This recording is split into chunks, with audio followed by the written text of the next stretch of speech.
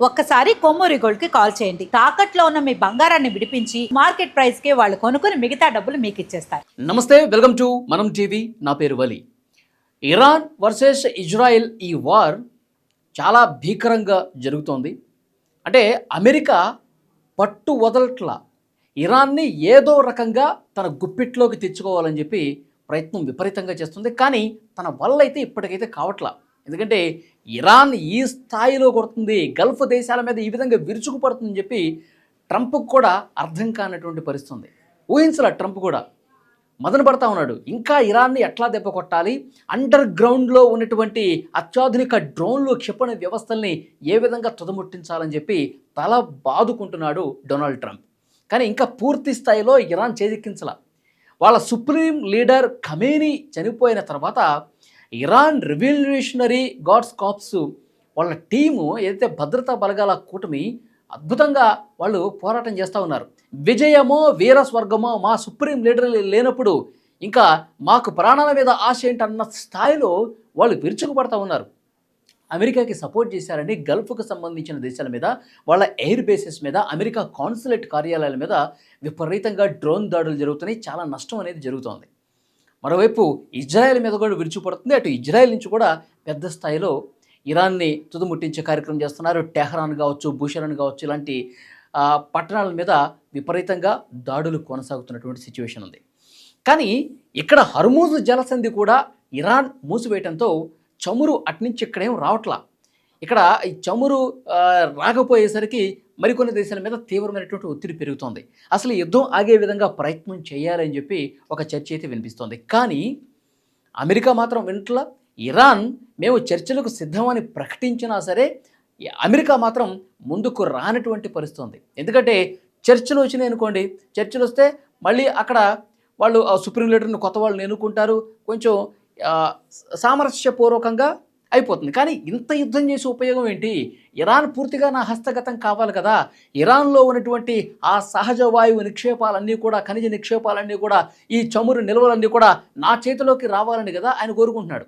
ఎందుకంటే Donald Trump Venezuela మాజీ అధ్యక్షుడు నికోలస్ మదురో ఆయన సతీమణిని ఏ విధంగా అర్ధరాత్రిగిపోయి అత్యాధునిక వెపన్స్ ఉపయోగించి వాళ్ళ అక్కడ ఉన్నటువంటి భద్రతా బలగాల మోకలన్నీ కూడా ధ్వంసం చేసేసి వాళ్ళందరినీ చంపేసి చాలామందిని రాత్రికి రాత్రి ఆ అధ్యక్షుడిని అరెస్ట్ చేసుకుని తీసుకుపోయారు కదా. ఎందుకు తీసుకుపోయాడు? వెనిజులా మీద ఎందుకు ఆ విధంగా చేశారంటే వెనిజులాలో చాలా అద్భుతమైనటువంటి సహజ వాయు నిక్షేపాలు ఉన్నాయి, అద్భుతమైనటువంటి ఖనిజ నిక్షేపాలు ఉన్నాయి. కాబట్టి వాటన్నింటినీ హస్తగతం చేసుకోవాలి, లేదంటే చైనా రష్యాలు అవి తీసేసుకుంటాయని చెప్పి ఆ ఉద్దేశంతో వెనిజులాని పూర్తిగా తన గుప్పిట్లో పెట్టుకున్నాడు. అదేవిధంగా ఇరాన్ని కూడా ఇదే విధంగా పూర్తిగా తన హస్తగతం చేసుకుంటే, ఎందుకంటే 40% అండి ఇరాన్లో ఉన్నటువంటి చమురు ఉత్పత్తిలో 40% చైనా తీసుకుంటుంది. సో ఈ చైనా తీసుకుంటుంది కాబట్టి ఇరాన్లో ఉన్నటువంటి ఇవన్నీ కూడా ఆ దేశం మొత్తాన్ని మన గుప్పిట్లో పెట్టుకుంటే, అక్కడ ఉన్నటువంటి పాలనా యంత్రాంగం మొత్తం మన చేతిలో ఉంటే, వాళ్ళందరూ మన కాళ్ళ దగ్గర అంటే మన చెప్పు చేతుల్లో ఉంటే ఇరాన్లో ఉన్నటువంటి ఇవన్నీ కూడా మనకు వస్తాయి.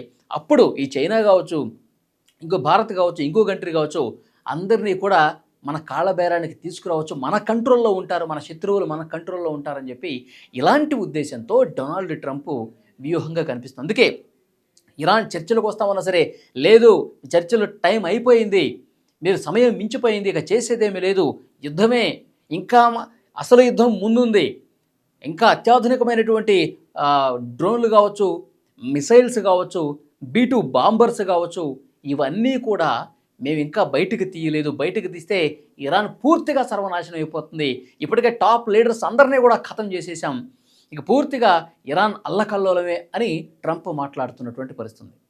కానీ ఈ ప్రకటన వచ్చిన తర్వాత ఇరాన్ వెనక్కి తగ్గట్లా. విజయమా వీర స్వర్గము అన్నట్టుగా వాళ్ళు అద్భుతంగా వాళ్ళు ఎవరు ఊహించినట్లుగా ప్రతిదాడి చేస్తున్నటువంటి సిచ్యువేషన్ చాలా బలంగా కనిపిస్తుంది. కానీ ఇప్పటికి వస్తున్నటువంటి ఇన్ఫర్మేషన్, ఇరాన్కి చైనా మద్దతు తెలియజేసింది. మద్దతు అంటే ఇరాన్ సార్వభౌమాధికారానికి ఇబ్బంది కలిగితే మాత్రం మేము ఎంటర్ అవుతాం, మీ పక్షాన మేము ఉన్నామని చెప్పి ఒక ప్రకటన చేసింది చైనా. ఆ తర్వాత రష్యా కూడా మద్దతు తెలియజేస్తోంది. ఉత్తర కొరియా, ఇక్కడ క్లియర్గా మాట్లాడుకోవాలి, ఉత్తర కొరియా కిమ్ ఆయన ఎంతటి మొండి ఘటమో ప్రపంచం మొత్తానికి తెలుసు. అవసరమైతే ఏం చేయడానికి ఆయన సిద్ధం అంటాడు. అలాంటి కిమ్ కూడా ఇప్పుడు ఎంటర్ అయిపోతున్నాడు. ఇరాన్కి నైతిక మద్దతు తెలియజేస్తా ఉన్నాడు. చైనా, రష్యా, ఉత్తర కొరియా ఈ 3 దేశాలు కనుక ఇరాన్ వైపు నిలబడితే ఇక 3వ ప్రపంచ యుద్ధానికి దారితీస్తుంది. అలాంటి పరిస్థితులు ఉండండి. ఎందుకంటే ట్రంప్ వెనక తగ్గట్లేదు. యుద్ధమే కొనసాగుతూ పోవాలి. ఇజ్రాయెల్తో కలిసి ఇక బీభత్సమే చేస్తామని చెప్పి డొనాల్డ్ ట్రంప్ ఇక మొండిగా కూర్చున్నాడు. కాబట్టి ఇప్పుడు ఈ ఇరాన్ వైపు రష్యా, చైనా, ఉత్తర కొరియాలు కూడా దిగితే పరిస్థితి ఏంటి?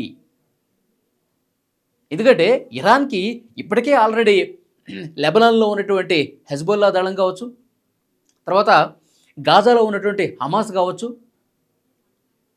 తర్వాత హూతీలు కావచ్చు, యెమెన్లో ఉన్నటువంటి హూతీలు. సో వీళ్ళందరూ ఈ బృందాలన్నీ కూడా ఈ మిలిషియస్ ఇరాన్ పెంచి పోషించినటువంటి బృందాలు ఇవి. ఈ దళాలన్నీ ఆల్మోస్ట్ ఇప్పుడు ఇరాన్కి మద్దతుగా ఇజ్రాయెల్ మీద ఫైట్కి దిగుతున్నటువంటి పరిస్థితి ఉంది. ఇప్పుడు ఈ ప్రధానమైనటువంటి దేశాలు రష్యా, చైనా, ఉత్తర కొరియా కూడా ఎంటర్ అయితే పరిస్థితి అత్యంత భయానకంగా ఉంటుంది. ఎవరు కూడా ఆపే పరిస్థితి ఉండదు. మొత్తం సగం ప్రపంచం నాశనం అయ్యే పరిస్థితి ఉంటుంది. వీళ్ళందరూ కూడా కథన రంగంలోకి దిగితే అని చెప్పి చర్చ వినిపిస్తోంది. కానీ ఈ యుద్ధాన్ని ఎంతవరకు తీసుకెళ్తారే అర్థం కావట్లా. ఇప్పటికే మధ్యవర్తిగా ఉండి చర్చలు జరపాలని చెప్పి ఇప్పుడు భారత్ని కొంతమంది కోరుతా ఉన్నారు. భారత్, మీరు ఏ పక్షాన నిలబడకుండా మీరు ట్రంప్తో సత్సంబంధాలు ఉన్నాయి, ఇరాన్తో కూడా సత్సంబంధాలు ఉన్నాయి, మీరు రండి మోదీ గారు, మీరు రంగంలోకి దిగండి. మోదీ గారు, మీరు ఇద్దరితో చర్చలు జరపండి. ఏ ఒక్క పక్షాన మీరు ఉండకండి. మీరు ఈ యుద్ధం శాంతి వైపు అడుగులు పడేలా మీరు కృషి చేయండి.